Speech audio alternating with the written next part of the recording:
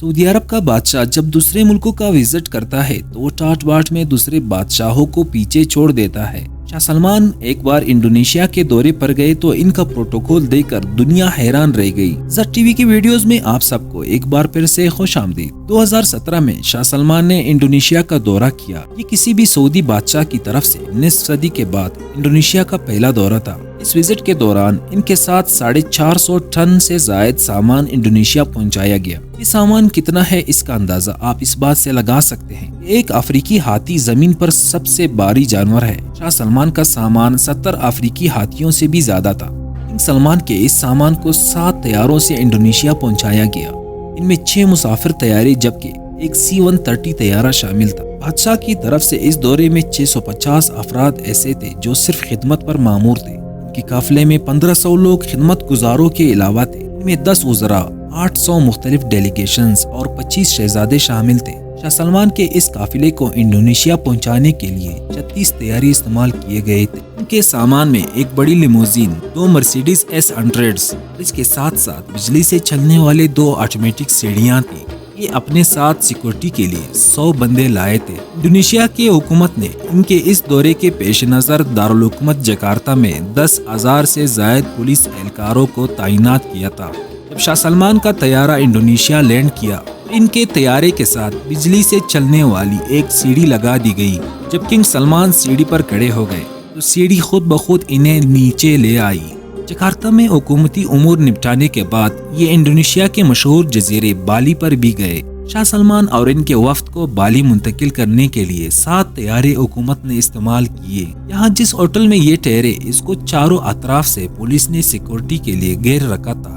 یہ ساحل کے بالکل ساتھ تھا۔ بادشاہ کی پرائیویسی یقینی بنانے کے لیے بانسوں کے ڈنڈوں سے خصوصی شیڈز بنائے گئے۔ اس سے پہلے شاہ سلمان نے 2015 میں امریکہ کا دورہ کیا تھا۔ وہ واشنگٹن گئے تو وہاں جارج ٹاؤن میں 4 سیزن ہوٹل کے تمام 222 کمروں کو بک کر لیا تھا۔ اسی سال انہوں نے فرانس کا بھی دورہ کیا۔ وہاں کے ساحل کے قریب ایک ہوٹل میں ٹھہرے تھے۔ ان کے کمپاؤنڈ کے ساتھ ایک الیکٹرک سیڑھی لگائی گئی تھی جو انہیں سیدھا ساحل پر لے جاتی تھی اور انہیں پیدل جانا نہیں پڑتا تھا۔ اگرچہ مقامی لوگ بادشاہ کی آمد سے کافی ناراض تھے لیکن وہ حکومتی پروٹیکشن کے آگے کیا کر سکتے تھے۔ پولیس نے بادشاہ کی سیکورٹی کے پیش نظر مشہور عوامی ساحل سمندر کو بند کر دیا تھا۔ فرانس کے سفر میں شاہ سلمان کے ساتھ تقریباً 1000 سے زائد لوگ موجود تھے۔ 2017 میں ان کے دل میں خواہش جاگی کہ انہیں مالدیپ کا سفر کرنا چاہیے۔ جناب ان کی سفر کی تیاریاں بھی شروع ہو گئی۔ ان کے آمد سے پہلے ہی ان کی سپر لگژری یاٹ وہاں پہنچا دی گئی جس کی مالیت تقریباً $300 ملین کے قریب ہے۔ شاہ سلمان کے اس یاٹ میں تقریباً 34 بیڈ رومز ہیں۔ تمام تر انتظامات مکمل ہونے کے بعد آخری لمحات میں شاہ سلمان نے اپنا مالدیپ کا یہ دورہ ملتوی کر دیا اور اس طرح جو اربوں روپے وہاں جانے سے پہلے ہی سعودی حکام نے خرچ کر دیے تھے وہ ضائع ہو گئے۔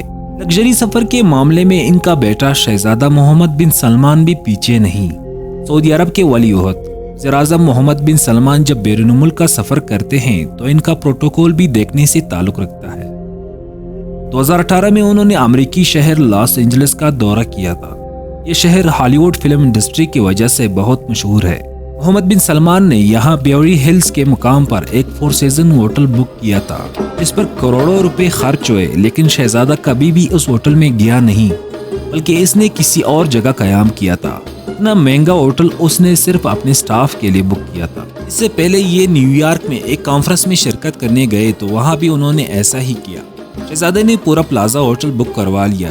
یہ ایک انتہائی مشہور ہوٹل ہے جس میں اقوام متحدہ کے جنرل اسمبلی کے اجلاس کے دوران مختلف ملکوں کے سربراہان قیام کرتے ہیں۔ سعودی عرب کے محمد بن سلمان نہ صرف شاہانہ پروٹوکول میں سفر کرتے ہیں بلکہ یہ جس ملک میں بھی جاتے ہیں ان کو ان کے شایان نشان پروٹوکول دیا جاتا ہے۔ 2019 میں جب یہ پاکستان کے دورے پر آئے انہیں پاکستان میں اتنا پروٹوکول دیا گیا تھا جو شاید ہی کسی دوسرے اسٹیٹ کے سربراہ کو دیا گیا ہو۔ ان کی گاڑی خود وزیر اعظم عمران خان نے ڈرائیو کی تھی۔ جیسے ہی سعودی شہزادے کا طیارہ پاکستان کی فضا میں داخل ہوا تو اسے پاکستانی فائٹر جیٹس نے اپنے گھیرے میں لے لیا اور شہزادے کے طیارے کو وی شیپ میں سیکورٹی پروٹوکول دیتے ہوئے انہیں نورخان ایئر بیس لے گئے۔ ان کے بہت زیادہ شاہانہ پروٹوکول اور سفری اخراجات کی وجہ سے بہت لوگوں کے مائنڈ میں یہ خیالات ہوں گے کہ ان کے نیٹ ورتھ کتنے ہیں، تو तो आपको बताते चलते हैं कि सिर्फ सऊदी फैमिली ही 1.4 ट्रिलियन डॉलर के मालिक है, और अगर सिर्फ मोहम्मद बिन सलमान के नेटवर्थ की बात की जाए तो वो तकरीबन 25 बिलियन डॉलर से ज्यादा है। नाज़रीन गिरामी, ये वो सफरी अखराजात और प्रोटोकॉल्स हैं जो रिपोर्ट हुए हैं, और जो रिपोर्ट ना हो सके इनकी तादाद और मालियात कितनी होगी इसका अंदाजा आप खुद लगा सकते हैं। वीडियो पसंद आए तो लाइक करके चैनल को सब्सक्राइब कर ले और कमेंट में अपनी कीमती राय से जरूर आगाह कर ले।